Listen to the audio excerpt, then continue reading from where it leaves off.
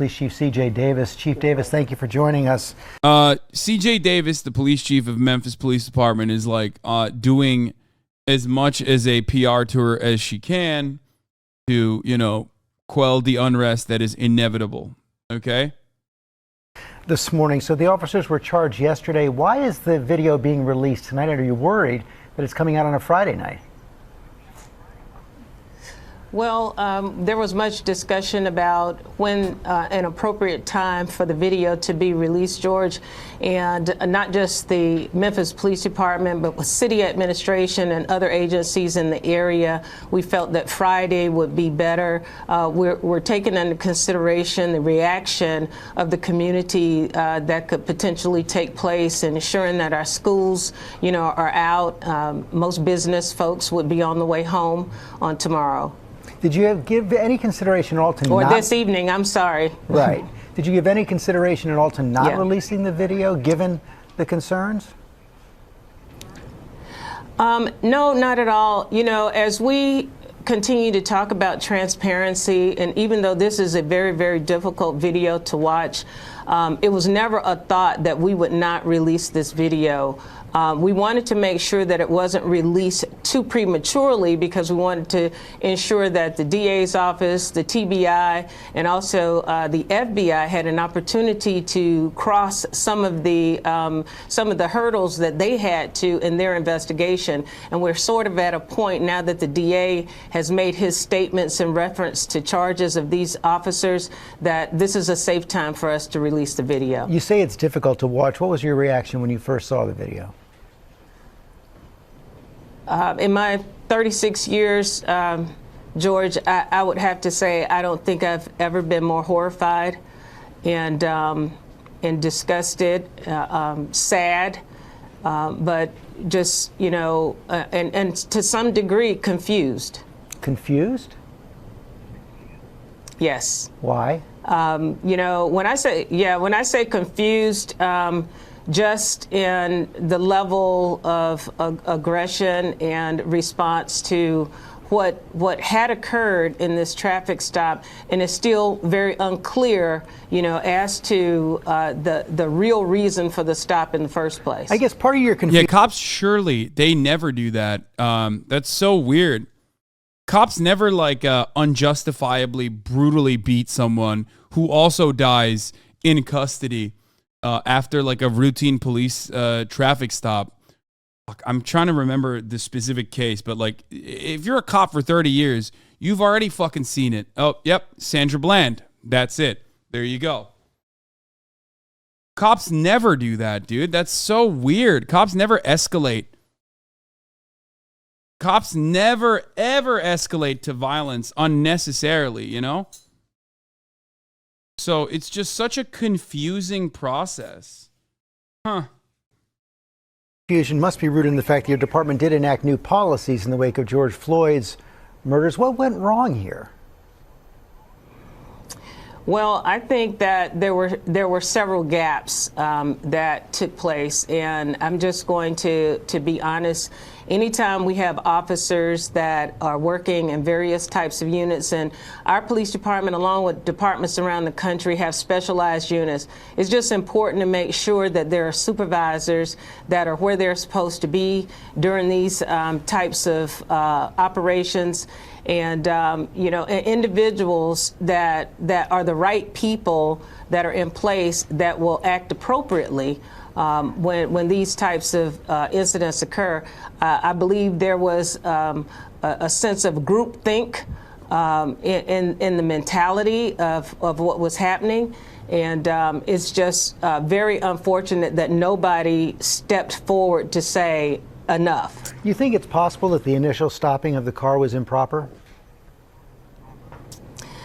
As far as I know today, I do believe that the stop itself was very questionable.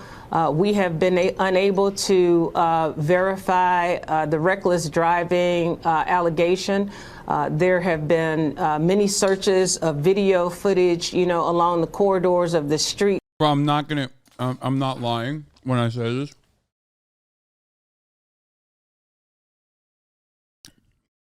they let him out to dry. I've never fucking seen DWB, driving while black. Cops don't need a fucking serious probable cause to stop someone. Come the fuck on. And every cop has been in a situation where they've defended other cops to be like, oh yeah, no, of course there was probable cause. The fact that they're not even saying that is genuinely shocking. It shows that, like, you know, they're making an example of these dudes.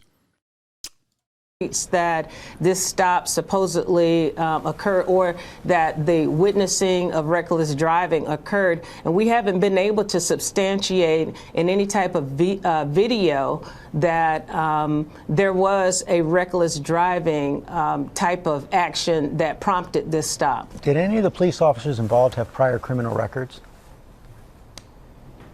No. You're certain of that? As far as I know, they did not. These officers were hired from 3 to 6 years is what their tenure was. But I'm not certain that there were any criminal charges on them. But I don't want to say for sure. But as far as I know, they didn't. How's your department going to rebuild trust with the community in the wake of this? This is going to be very difficult, you know, for the police department. It's interesting that, like, even fucking mainstream media, which, by the way, remember, this is ABC News. Like, these guys are not exactly anti-cop in any meaningful sense of the word. They are the one. No, I don't think these are softball questions. No, he literally said why. Like, I think they're asking some serious fucking questions. Like, they're not going to say ACAB shit, but, like, you know, this is more aggressive line of questioning towards a police chief, especially, like, a black female police chief, too. This is the type of shit that, like, lib media cares about. They're asking, like, fairly hard questions. It's surprising. You know, I've always been a supporter of police reform and the tenets of 21st century policing. And as we continue to... I mean, he's saying, how is your department going to win the trust of the people after this? Is like, that's not an easy fucking question. Try to build trust with our community. This is a very, very heavy cross to bear, not just for our department, but for departments around the country. Building trust is a day-by-day interaction between every traffic stop, every encounter with the community. We all have to be responsible for that now, and it's going to be difficult in the days to come. Chief Davis, thanks for your time this morning.